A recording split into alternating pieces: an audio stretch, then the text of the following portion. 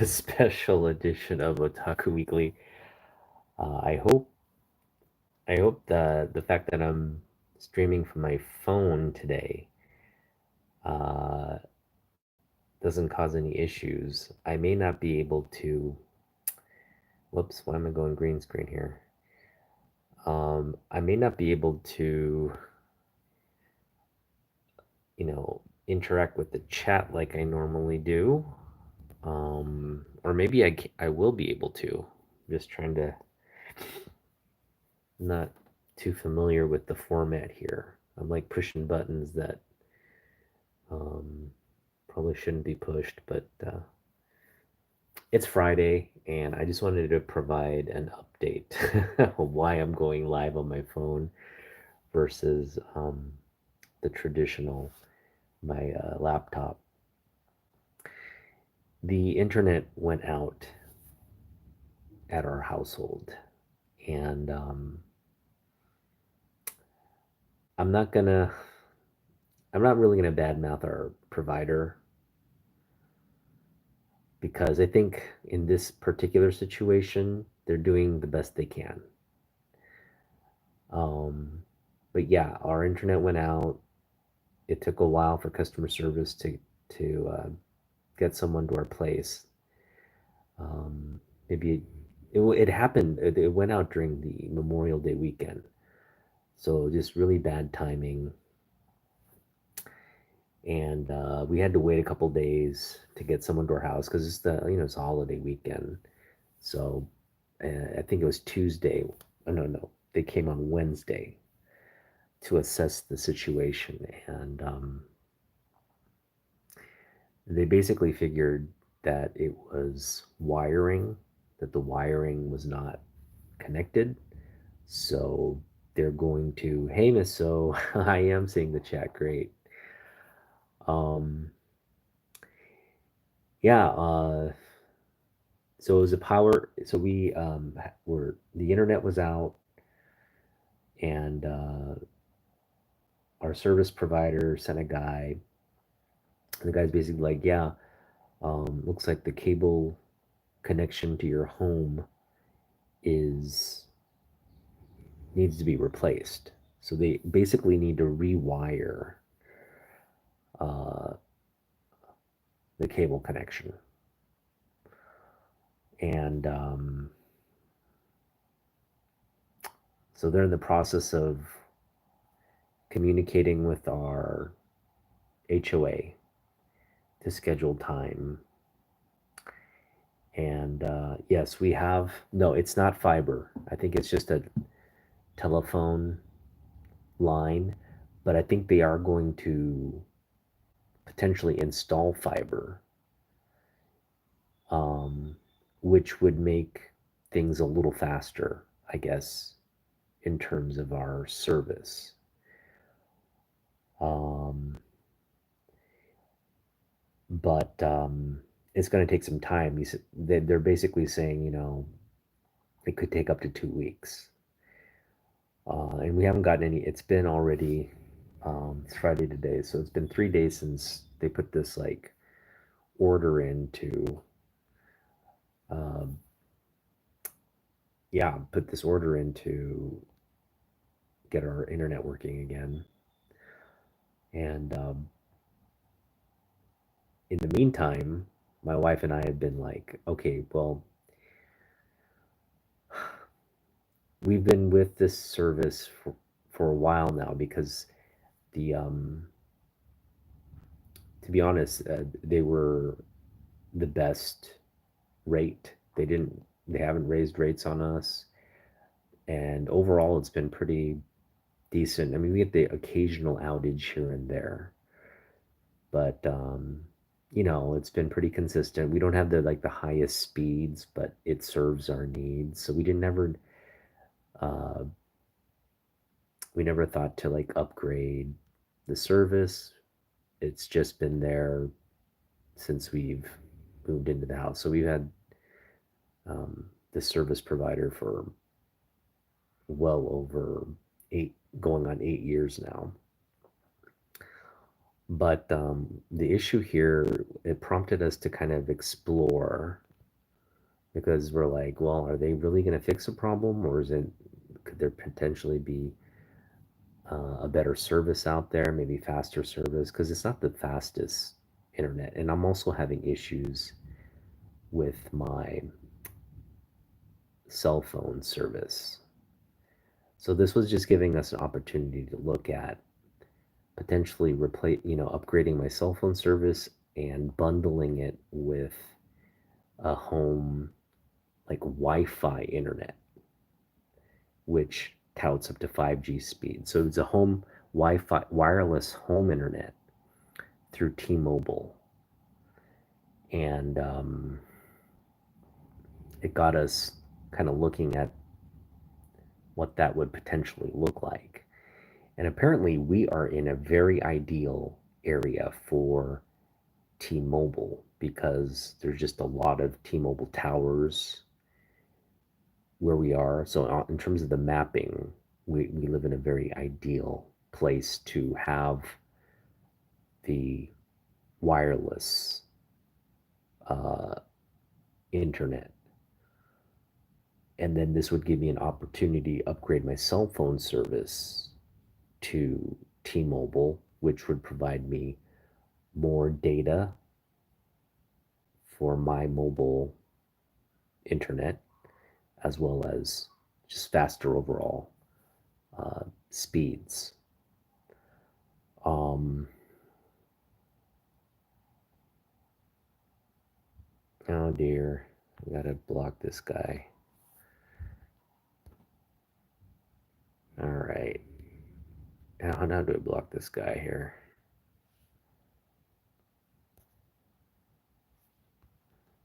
All right. So yeah, I mean, I basically uh, we're gonna. So at the beginning of the month, June 1st, which is Sunday, my wife and I are gonna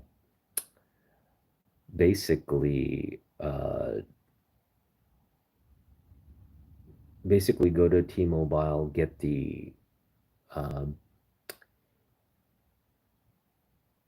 the router, the wireless router, to try it out.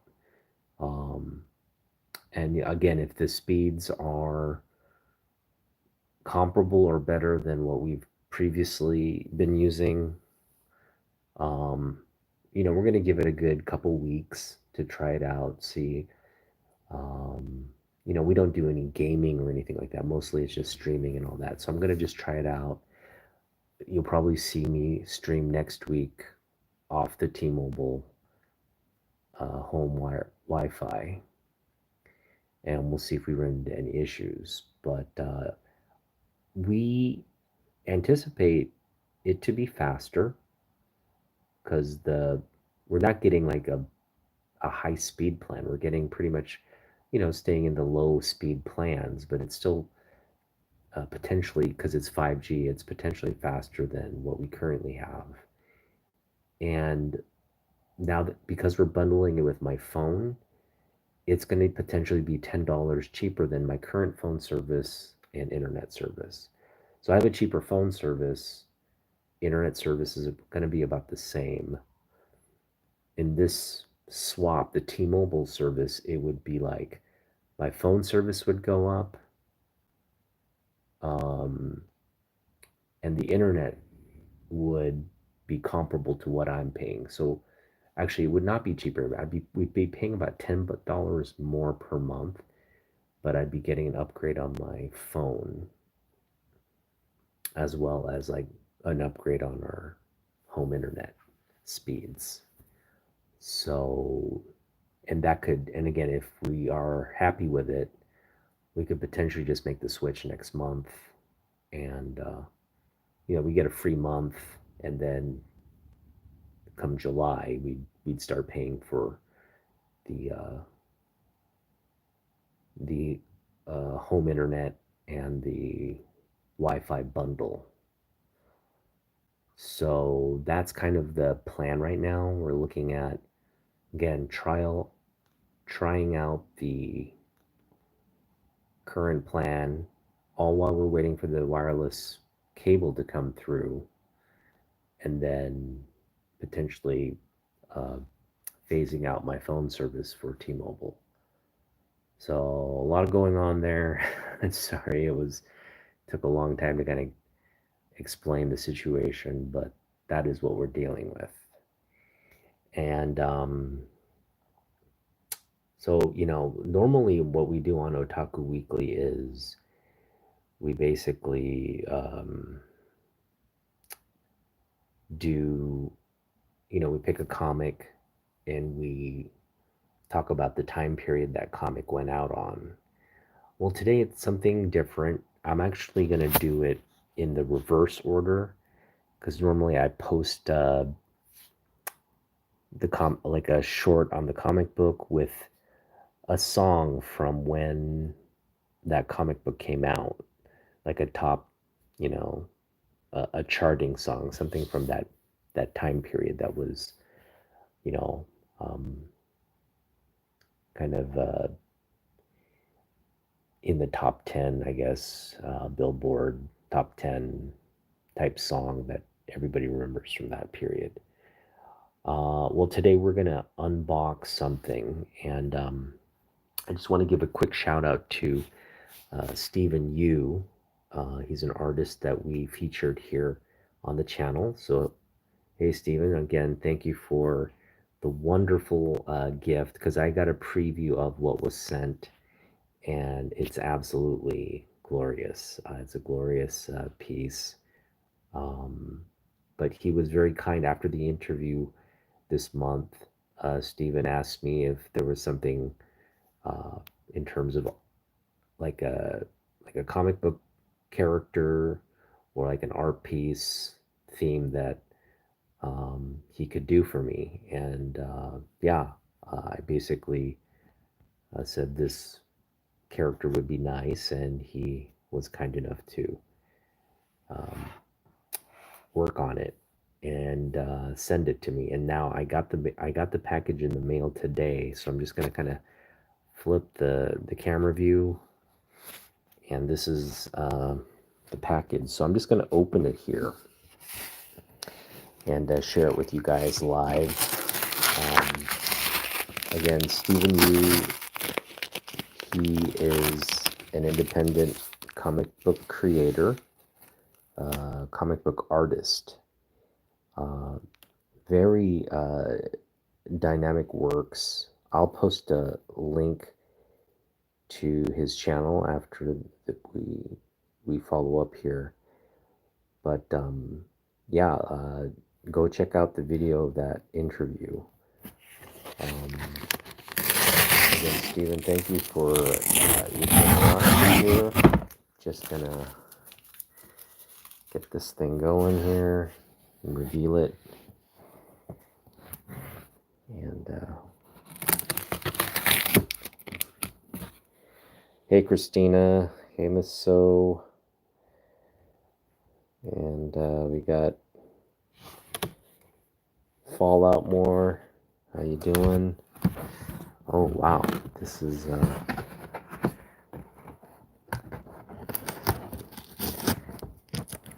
okay. Let's get the tape off here. There we go. Wow, look at that. Beautiful.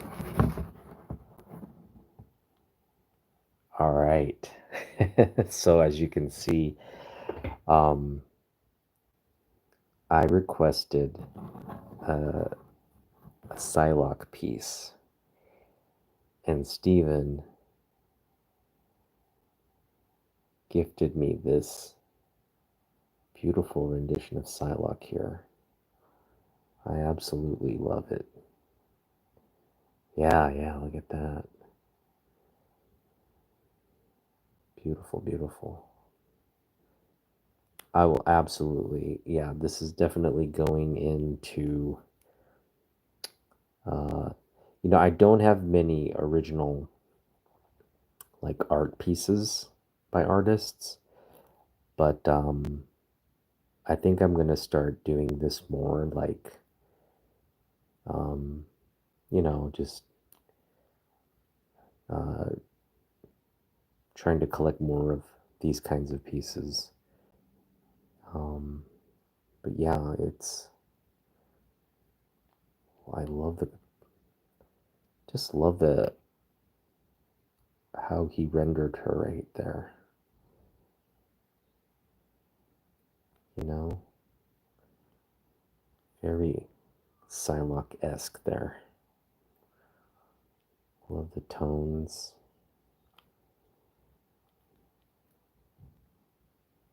Look at that.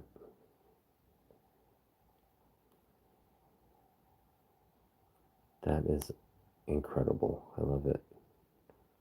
All right, well, I am going to be posting this because this is a piece that was created in this month, AAPI Heritage Month. Um, I am going to be selecting a song. I already know what song I'm going to pick. But uh, this song is currently #1 on the Billboard uh, charts right now, and I just love this song. Um, so if you're curious about what the song is, just check out the video that I'm going to post right after this, and you guys can enjoy again. It'll be sort of the otaku, what we normally do on a weekly basis, the comic book jukebox, but it's essentially a modern version, the today version of it. We're taking a song from today, along with this piece I just got again, just to show it off again. And yeah, what a memory of the importance of this month. Uh, I know AAPI Heritage Month, a lot of people focus on the history and the contributions that Asian American Pacific Islander Americans have made in this country. And, uh, what our community members have done. So, my fellow YouTubers, a comic book worm, K-pop junkie, Cantonese comic kid, and new to the family is Alan Wu. He's going to be hopefully being more engaged with the interviews and streaming for next year. But yeah, we've created a nice little community of um, YouTube streamers, and we've cultivated some really nice uh, check-ins with not only creators but community members and people in the comic book industry, right? So um, artists, designers. Um, this includes, like, storyboard artists for the film industry, um, comic book collectors, art, you know, artists, writers, uh, just a wide variety of people who enjoy comic books and um, are part of uh, the creative side of this industry, who are Asian. And it's been really cool over the past couple of years to just do this every year.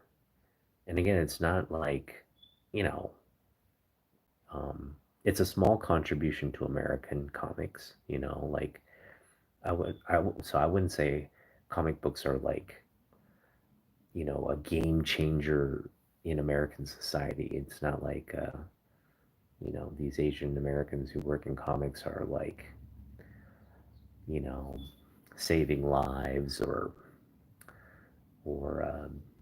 you know, like contributing to world peace or ending any of the social ails that um, plague our society. But, you know, it's a contribution nonetheless. And these comic books definitely bring um, sort of an escape, and they entertain, they inspire, um, they tell stories that can help form, you know, uh, a worldview for people. And so the most important thing I would say is just to provide a narrative that maybe, um, you know, if you're kind of in isolation, it can really transport you to different worlds, uh, tell different sides of a story. It's just one of those powerful mediums that um, are only uh, limited by one's own imagination, right? So um, uh, these artists, they pour their heart and soul and imagination into these works. So it's nice to kind of just um, feature them, what they're working on, feature who they are, and again, a lot of them are just really people like you and me, uh, with a little bit more talent, I'm sure. But people like you and me who are trying to tell a story, who are trying to um, share a piece of who they are through their work. And so it's been a real privilege. And again, I just feel like we've been doing this for a couple years now, and um, you know, hopefully we continue to. I'm not like trying to get more viewership or more eyes on it, but obviously, if that happens, that's a nice byproduct of our efforts. But I just really appreciate the fact that we've been able to include more, you know, people who are contributing to the stream and bringing in people to add to sort of the tapestry of voices and you know, the content that we can feature on our channels, and getting it just spreading the word and message that um, the API community has uh, always been uh, a vital part of this, uh, the work and the industry, um, and the people who support it, right? I think what gets lost in a lot of the comic book channels is we don't necessarily see a lot of Asian American comic book collectors. Um, but what I hope to kind of dispel is the love of comics is universal. It's not, you know, localized to American collectors. It there's Japanese manga, there's Korean manhwa, there's Chinese manhwa, and there's just a love of comic books throughout the world. And I think, again, if you love the medium, it's not hard to appreciate works outside of America. It's not hard for people, other fans outside of America, to appreciate American comic books. So it's just one of these like universal things that I think, if people take the time to translate or get translated copies and read and enjoy, it's something really it's a powerful medium. Hey, awesome one, what's up, Miss So? holding it down still in the chat.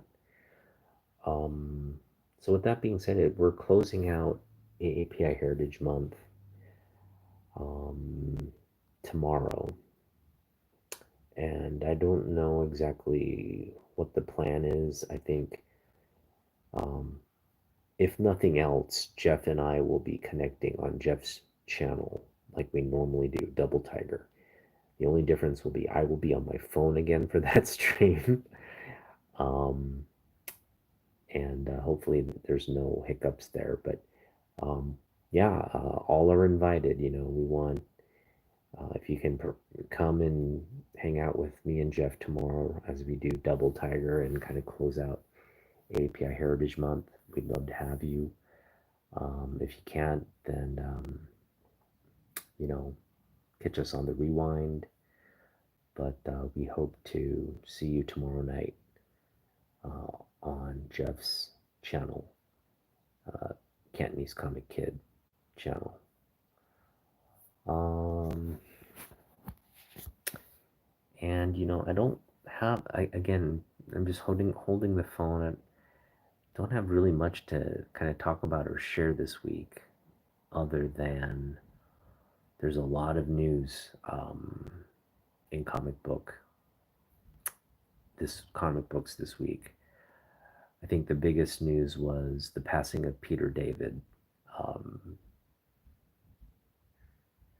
Peter David has been a force in comic books as a writer throughout my collecting era. I think he like literally got his start as I was just getting into comic books, and he's been writing some of the most influential uh, stories for both Marvel and DC.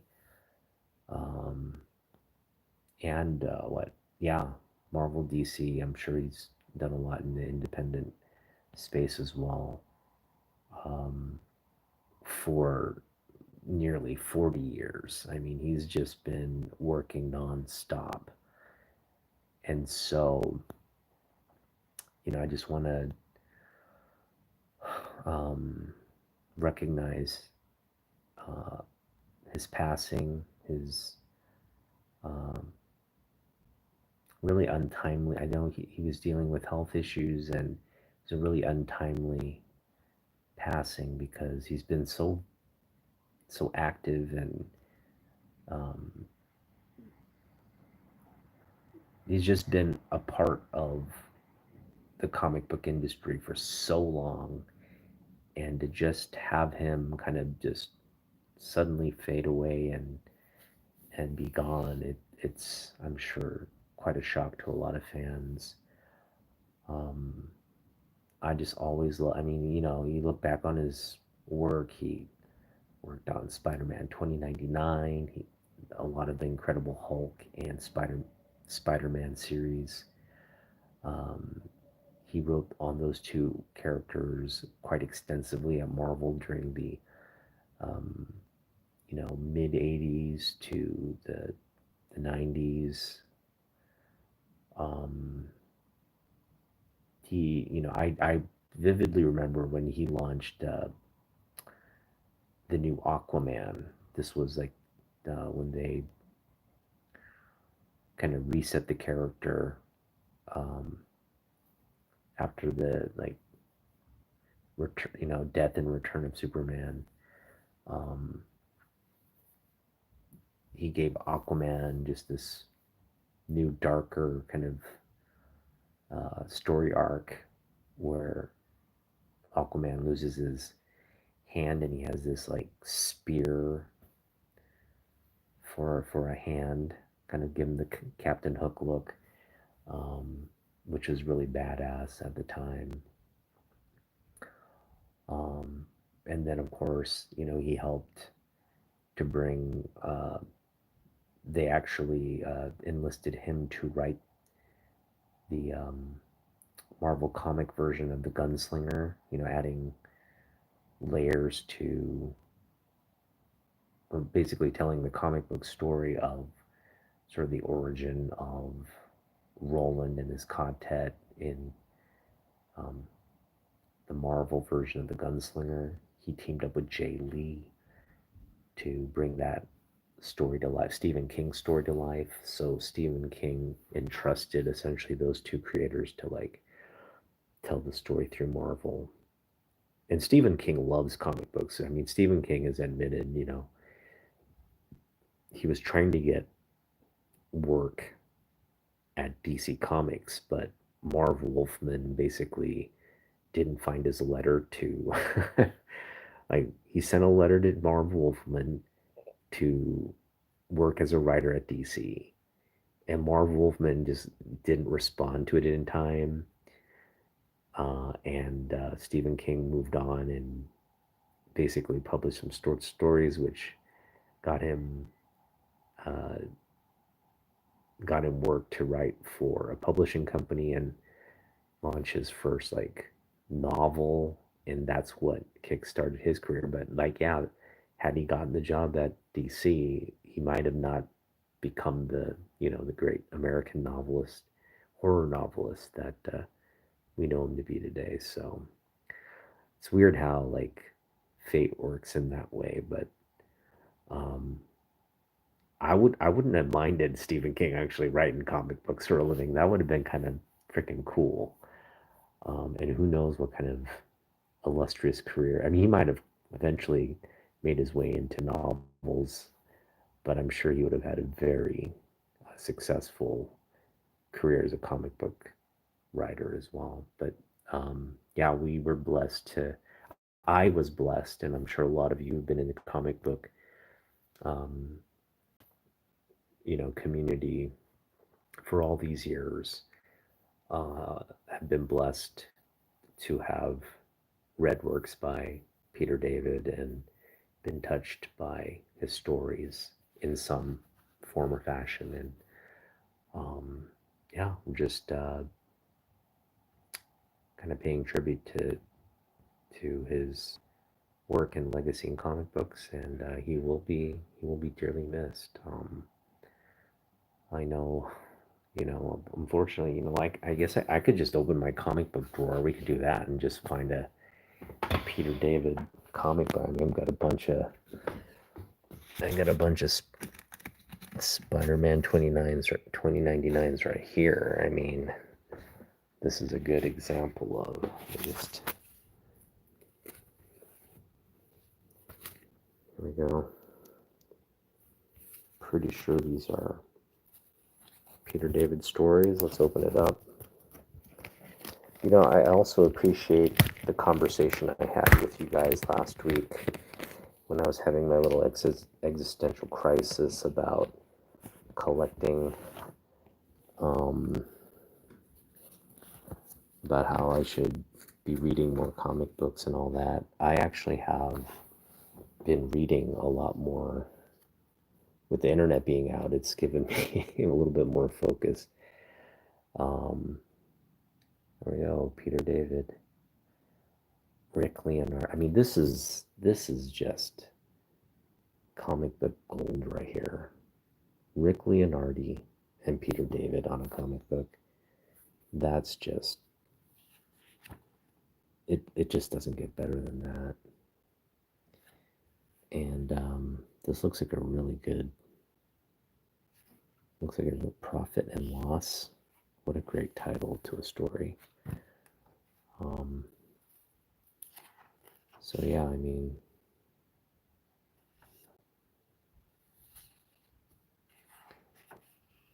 look at this art. Jeez, that's good stuff right there. So yeah, I'll probably I think I'm just gonna start reading Spider. I got the first like 20 some odd issues. Um, I will definitely be paying tribute by reading a lot of Peter David this week. So that's our assignment for today. Um, and that is that. Everything is permitted, nothing is forbidden. in virtual unreality. That's crazy. That is crazy. All right. Um. So yeah, we got some sad news on that front, and again, rest in peace, Mr. David. Thank you for again your work. Um,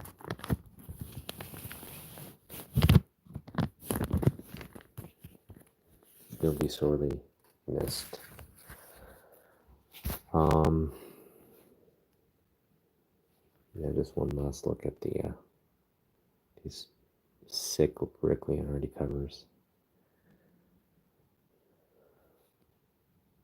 The other big piece of news we got this week was the Superman World Tour. So the whole cast of Superman and the director are touring.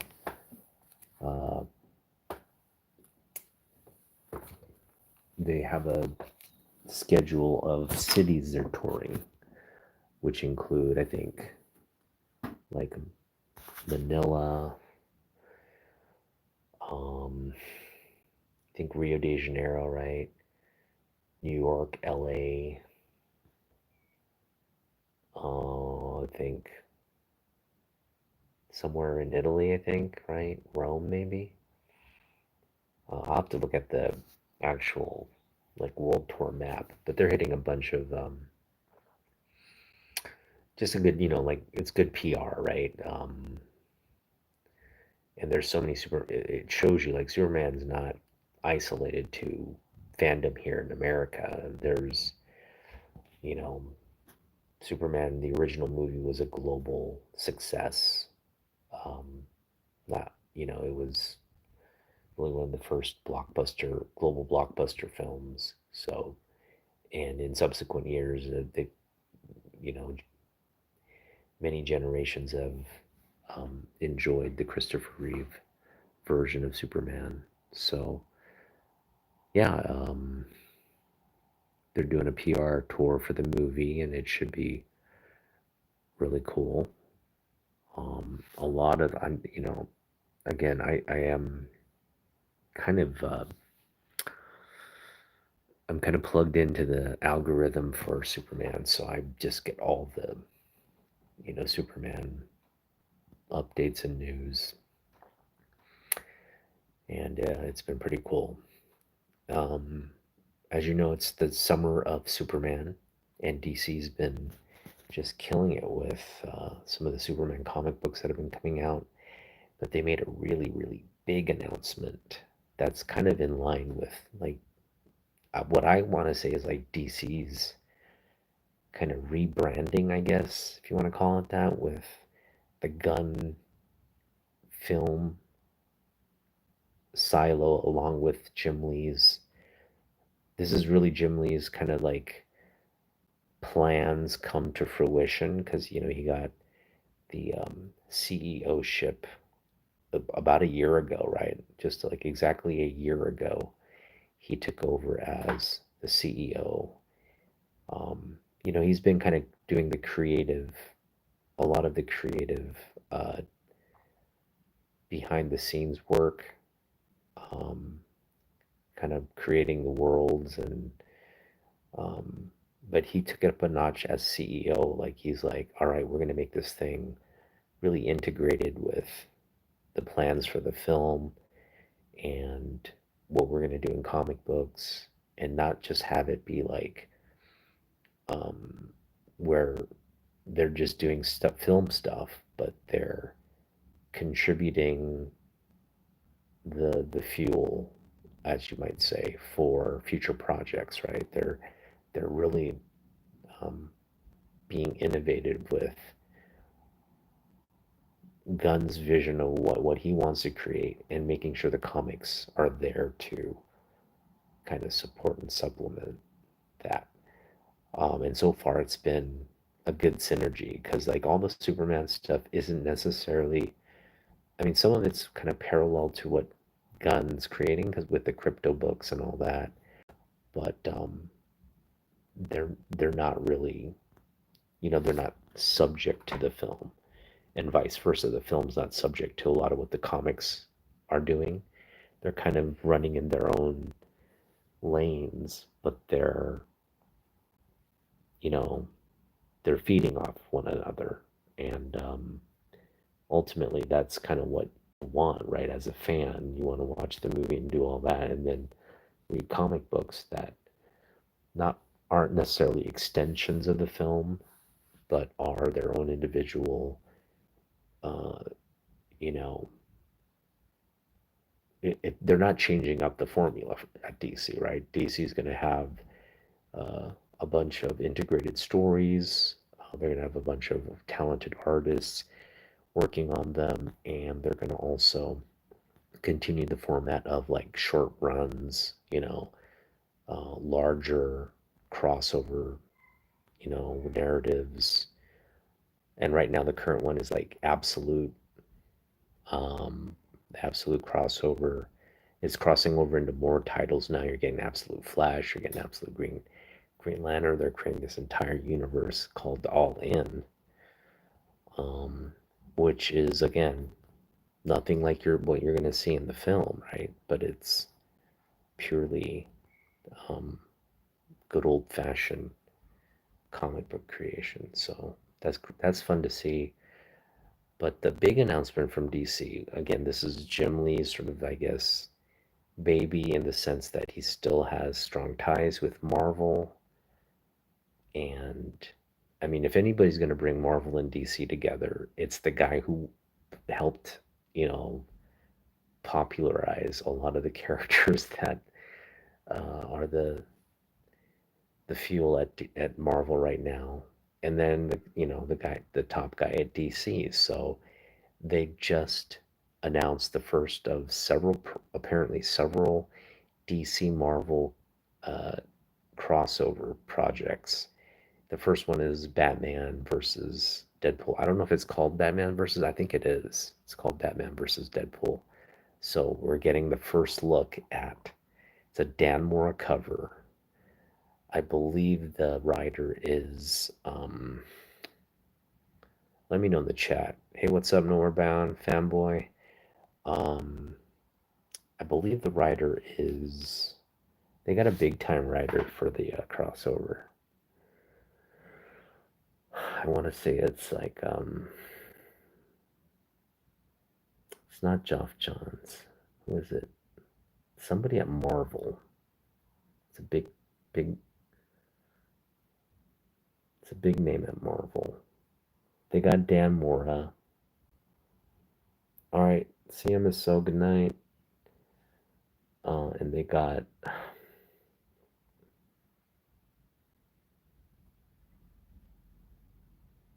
why am I forgetting the writer? Anyway, they got one of the big names at Marvel to write the piece, and it's Batman versus Deadpool. I mean, this is what like fans want to see. And my question to you, I guess, in the chat or just people watching, who you got in that fight? I mean, ultimately, there's no way to really Batman for to destroy Deadpool, right? Because of his healing factor. But at the same time, Deadpool's not as smart as Batman, right? Like Batman can like strategize with the best of them. He can quote unquote like beat Superman and all that, which is total crock. But it's like who you got in terms of popularity? That's a close one too because I think old school comic book fans are going to go with Batman, right? Even I guess the new school, Batman's just always been just the one of the most popular characters in comic books. But of recent times, I would say Deadpool is right up there with Batman. So I think this is just, I love how they're doing this. I love how they're doing it like mano a mano, right? They're not doing like in the 90s, like DC versus Marvel, like where they bring everybody in, you've got like all the DC characters fighting all the Marvel characters. No, they're just kind of doing it like a one off. And I think this is brilliant. You're taking Batman versus Deadpool, and you're really starting like a conversation around, um, well, first off, who's going to win that matchup, and second of all, like who is the more popular character? I mean, it's like kind of got to flip a coin, right? It's like it's almost like evenly.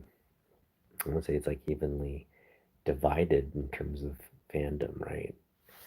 Um, I personally would take Batman as the winner and as my favorite character, but that's just me.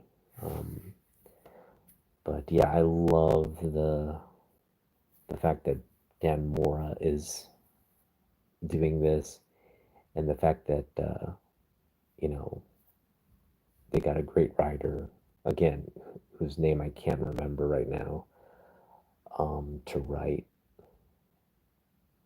and it should be a fun comic book. It's kind of like I kind of want to get it and just have it in my collection just because of its uh, first of all, just because of the buzz it's going to generate, the sales it's going to generate, but also because of the incredible uh, art that's in the book. So that is a pretty cool prospect, right? And I think um, with all the stuff going on right now at DC,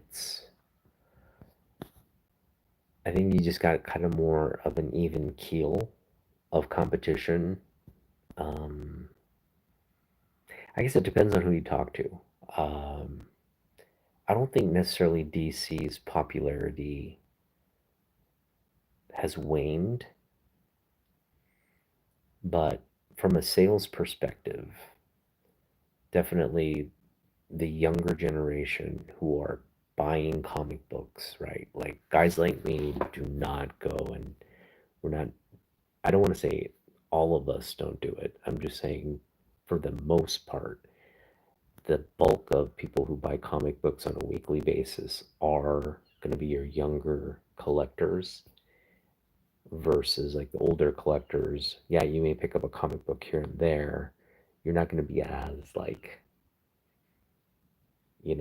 into buying all the titles and reading everything. I think you're probably going to be more like curated, like myself, where you're focused on specific books from the past, back issues, and whatnot. But um, not to like, you know, stereotype different generations, but that's kind of how I feel like, right? Like a lot of the Marvel content and fandom that's been created, um, that's fueling Marvel sort of outpacing DC is the younger audiences. Um, but I just feel like that tide and momentum is turning now with all the excitement being built around Guns Project and this definitely in terms of comic book content, I think DC is putting out the better content these days, from what I've seen. Um, and they're just doing it by being, I think, a little bit more innovative, right? Marvel's kind of stuck in their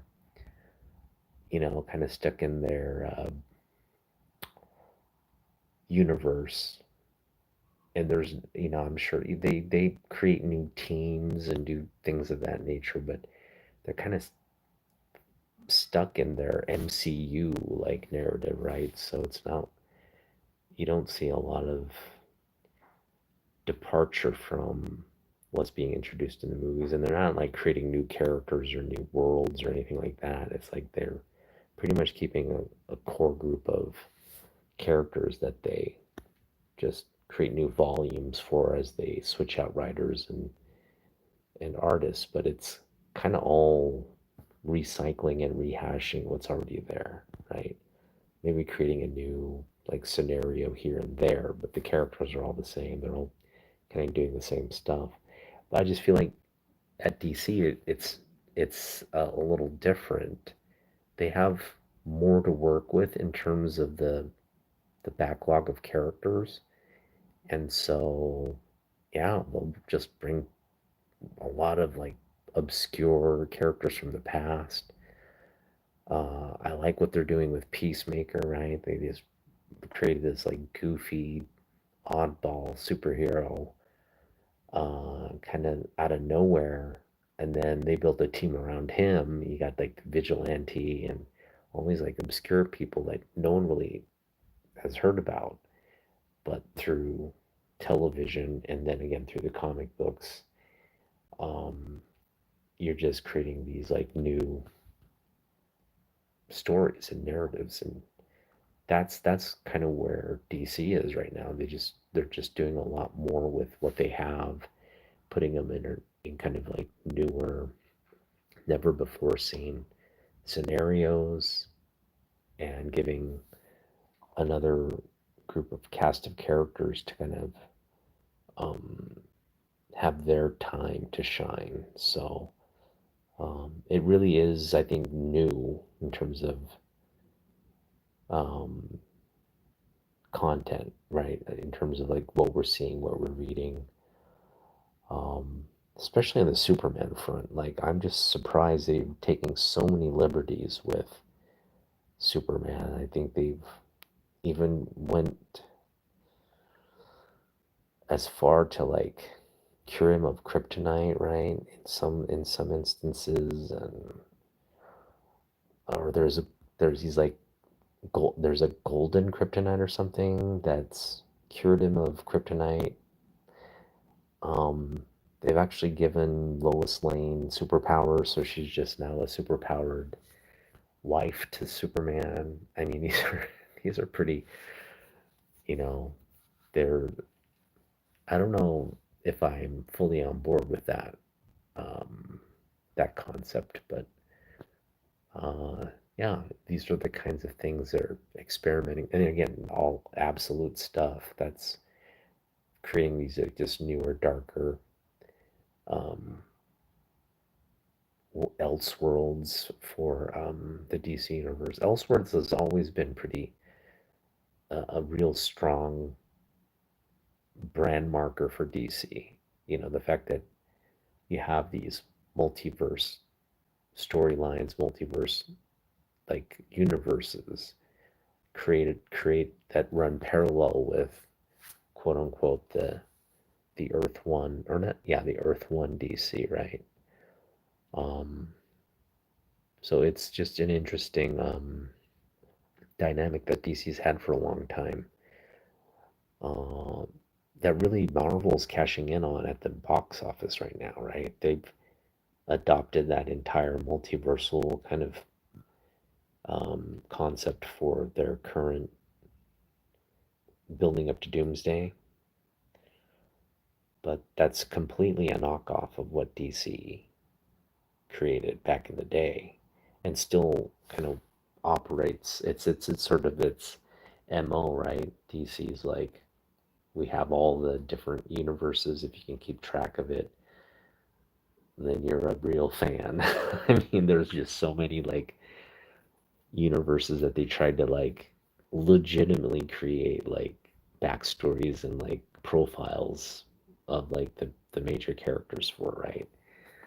Um, which kind of made it annoying too to be like try to keep up with all that and wrap your head around all that. All you have to do as a fan though is just accept the fact like, okay, what universe are we talking about? All right, this is a storyline from that. Just accept that this is not necessarily the the the main through line, but just one of the many options. So it makes it very confusing as a fan. Also puts certain projects in its context or place. right? And the Elseworld stories are really good. I don't want to say Elsewhere is like um, something you can't read and enjoy. You just need to be able to, compartmentalize that kind of storytelling. It's basically what if, right? It's just like what if, but in a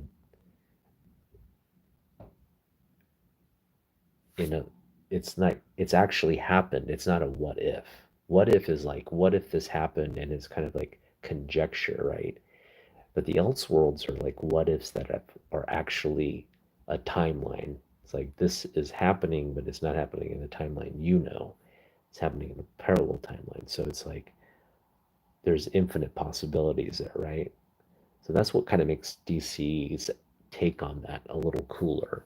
And that's kind of what makes the, to be honest, what makes the like the Spider Verse and all that um, multiverse stuff pretty cool too. It's the same concept. So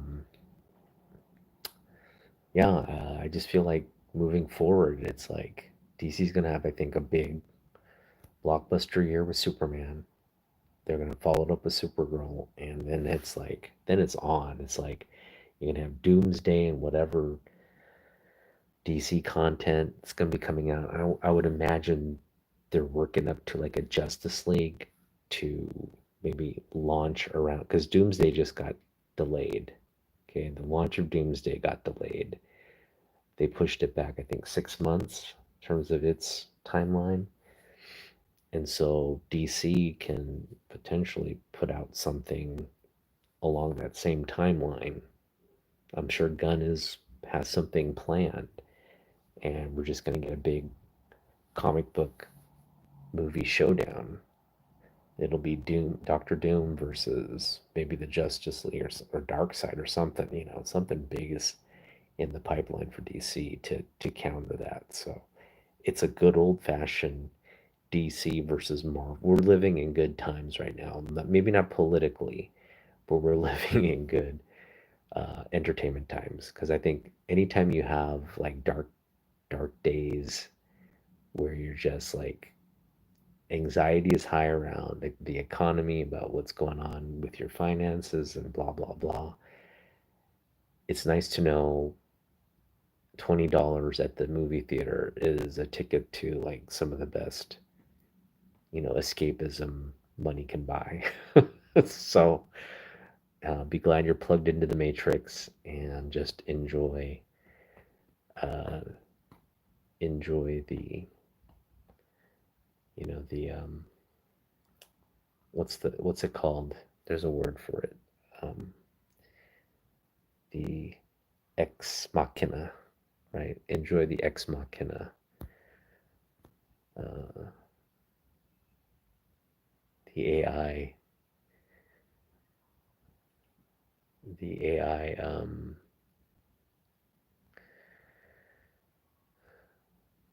It's all gonna be. We're all plugged into the matrix, so enjoy the sort of the byproduct of our corporate overlords and what they feed us. Just feast on it. You can't do anything about it, just unless you. I mean, you can. I don't. I shouldn't sound so cynical, but um, obviously we can all do something about um, our current situation. We can go out there and protest. We can, you know, um, we can just talk about these issues, right? And I think that's important to talk about these issues with the people in your life, the people in your community, and object to a lot of what's going on. But at the same time, it's like, you know, there's only so much protesting and talking about it, and at the end of the day, it comes down to our influencing our leaders to do more. So yeah, I just say continuing to fight in a capacity that you're comfortable with to encourage our policymakers to do the right thing. But at the end of the day, our system is pretty bought and paid for, and so it's disappointing to see. You know, you'd think all these like political cycles where you're speaking with your vote and you're telling your leaders this is what we want, this is what we want to see, and then they completely ignore you and turn you into some kind of, you know, political soundbite for their for you know for them to get votes and for them to increase their sphere of influence only to like, sell you out at the end of the day. But yeah, I mean, enjoy the DC versus Marvel at least. So that's just like it's prime stuff right there for the people that just are losing hope. I'm like right about there, but anyway, Superman, he's coming out. Who knows? Maybe he'll knock some sense into people, and um, have people doing the right thing for a change. Our leaders doing the right thing for a change. All right. Well, yeah. Enough blathering. I've been on for about an hour. Uh, join me next week. I should be back to our normal programming. Again, the reason I'm on my phone this week, internet service went out. We're in the midst of potentially changing carriers for internet and my cell phone. So that's likely gonna happen for sure. We just need to do a trial version just to make sure the speeds are acceptable. But once that's verified, my wife and I are going to make the switch.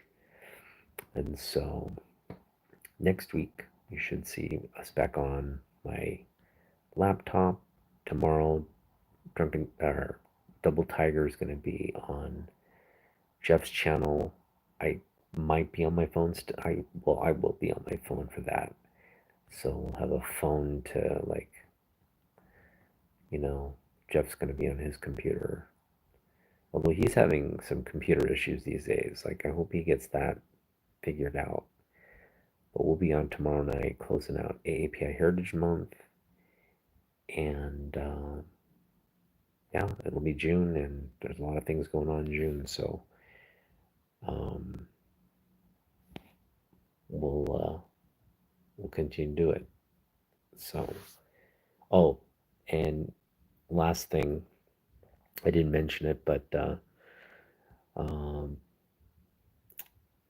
B Woo. I've been talking about B Woo for a while now, Brian Woo.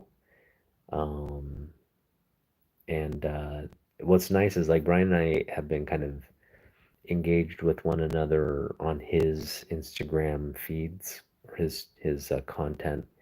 He is just sharing original art in his collection, and I've just like it's gotten to the point. It's just gotten so ridiculous. Like what he owns, it's really gotten to the point where like I just feel like he's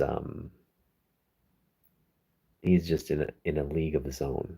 There's just really I've never seen a collection like this ever in my entire life, and it really it just takes a person who's committed to first of all who had the foresight to know that these things in the future will be in like big time collectible investment, like high value art pieces. He and this guy had the foresight, but he also just picked up exactly what like I was collecting as a collector. So it's insane. Like he's like all the original art pieces he owns are like the exact same things I would buy if I were to purchase original art pieces, or like essentially like covers, or like um, iconic interior panels from some of the best comic books from the Copper Age to the early modern age, and his collection is incredible. It's also like put me in a existential crisis of like what the f am I doing? Like I'm sitting here buying comic books, and this guy owns like one of one art, like original art covers. Like he just showed off today, first Bishop cover, Will's Portacio original cover for Uncanny. I think it's what X-Men. I want to say it's like 281 or 282 or something like that, right? Just something ridiculous, and he owns that. He also showed off he owns the Wolverine, the Incredible Hulk cover where it's a McFarlane cover, iconic piece of the Hulk reflection in Wolverine's claws. He owns that. So at this point, it's just like it's become this like, okay, this guy just basically has the best collection in the world, and I shouldn't compare myself to him. But at the same time, it just kind of like drains the motivation out of you to to like even collect anything. It's just, it begs the question, like, what have I been doing with my money and time this entire time? Um, that guy, I mean, God bless him, man. That guy just he had, again, the vision to, and the money, and the, I mean, that takes a lot of commitment to know, like, this is what I love, and this is what I'm going to pour my money into, and now I'm just going to be the proud owner of these things that are like, you know, hundreds of thousands of dollars. Any of one of those pieces can fetch hundreds of thousands of dollars on the open market. So kudos to him. So Biwu, keep putting up those posts. I'm enjoying it, but I'm also am secretly, you know, I'm secretly angry and jealous and envious of everything you have. And yeah, you put most collectors to shame. You put most every collector to shame. Um, but good for you, man. I'm happy for you. Um, and that is that. We'll see you in the next one, guys. Peace out.